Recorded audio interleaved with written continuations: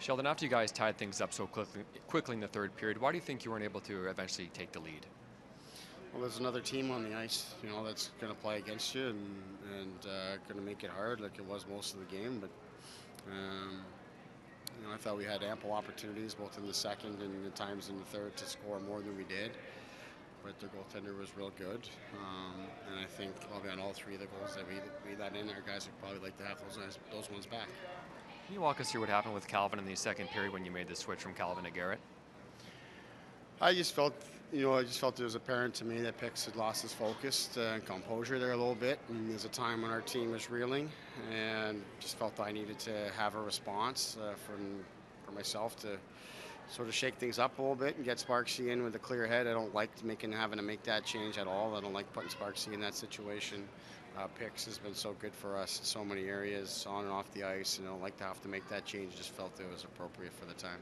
Do you have any update on Mason Marchman right now, just looking ahead till tomorrow and beyond that? Yeah, well, he's out with a concussion here. We don't have any sort of time frame or anything like that at this point, but he's not going to be available for for tomorrow certainly. After the win against the Penguins, you talked about how it's difficult to build a winning mindset when playing teams at the bottom of the standings. Do you think that sort of contributed to what happened tonight? I don't know. I don't know about that. I mean, listen, didn't like a lot of things that we did today, but I thought we had certain instances where some of our young guys made some mistakes and it caused chances against and goals against. I thought we were out goaltended today. We obviously have three players in the lineup that haven't played a shift for us all year.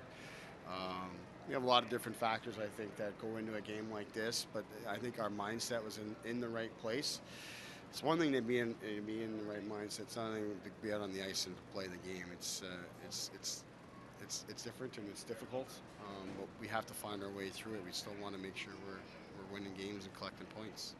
What was your impression of Engvall's sort of second debut here? I thought he was good. I thought he was good. I thought he came along in the second half of the game a little bit better. Got skating, had some shots. It's tough circumstances for him. He's had one practice with us as a team, and then he's coming in and he goes from big ice to playing over here. But I thought he was good. He's a big guy and he skates real well, and I thought he had some good shifts. Cool having this after the game. A little bit of a reminder to see all the people from the military here. Yeah, for sure. I mean, anytime you get to connect with the military and it's a chance for our players to interact with the kids and the families of the military, it's a great thing. Just a little night to honor them and make it a little special. I know the Leafs have done this and do a great job of it, and for us to connect with them as well is great. Regis and Ferguson didn't get very much ice time early in the game. Is it hard to get those guys into a rotation when you're chasing the game and when there's a lot of penalties?